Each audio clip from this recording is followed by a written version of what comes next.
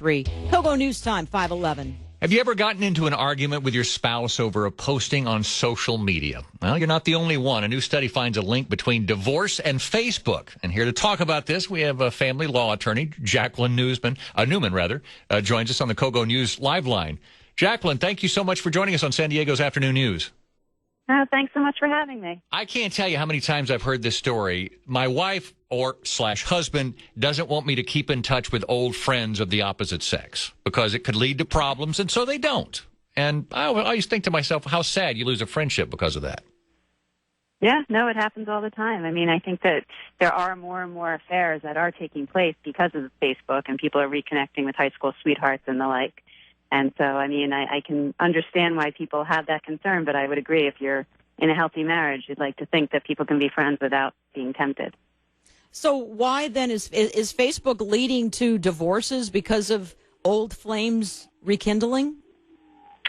I don't know. I mean, I wouldn't say it's necessarily automatically leading to divorces. I think what's happening is that you have people that may be in unhappy marriages, feeling lonely, and they have this outlet.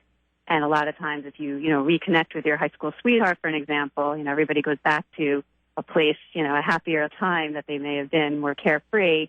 And, it does lead probably to affairs and people kind of recreating their youth, and then ultimately leads to a situation where they may, cheat, and then that might lead to a divorce.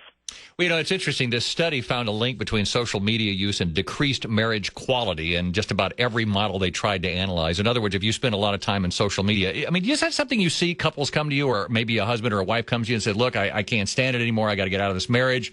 And in exploring that, you find that they were online an awful lot. I think what happens is that people, they don't connect as much with their spouse. I think that people are really kind of branching out and airing all their laundry all over the place, and I think that causes a lot of tension. And I think that when people are connecting, with the world and whoever their quote-unquote followers are, it leads to a position where they don't feel that they need to connect as much with their spouse, and I think that does take place. And, conversations are interrupted. People are constantly looking down at their phones, tweeting, doing everything, and I think it just gives you a feeling of not having the same level of connection that may have existed before this was such a phenomenon. I guess that could be true with any relationship. If you're just texting even your friend, you could kind of just lose contact. I think it happens, absolutely. And you look at what, kids are constantly communicating this way, and, the big joke that we talk about is social media actually makes people very lonely because they don't connect in the same way that they used to. You hit the nail on the head, though, the looking at your phone constantly. I'm sitting in a business meeting, and I forgot to turn the ringer off in my phone, and it starts ringing, and I just ignore it, and I say, I apologize, and I reach in my pocket and just flip the little switch to turn it off, and he said, don't you want to get that? No, I'm not going to get that in the middle of a meeting. But you go to dinner with somebody and you see two people sitting there and they're both looking at their phones. It's almost compelling to do it.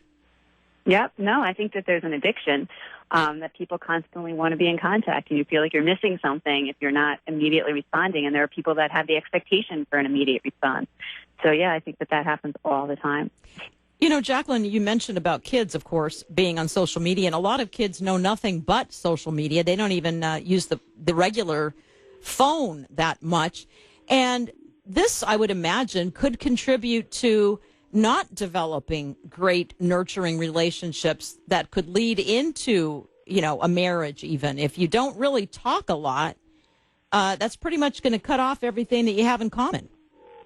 I think that is something that's happening, and, you're hearing about it more and more. And I think as this generation, as you said, is growing up, and this is the way they know to communicate, it's not even full sentences. People are writing, I heart you, as opposed to even talking about it. Yeah. So I think that is definitely what is going to happen. And I think the level of connection is going to be less, or just maybe different. I mean, I'm not sure, what it will mean, but, I do think it's going to probably have a large effect on the way that people enter into relationships going forward. Family law attorney Jacqueline Newman with us on San Diego's Afternoon News. Thank you, Jacqueline. I appreciate it. This is one of those type of things that just, I talk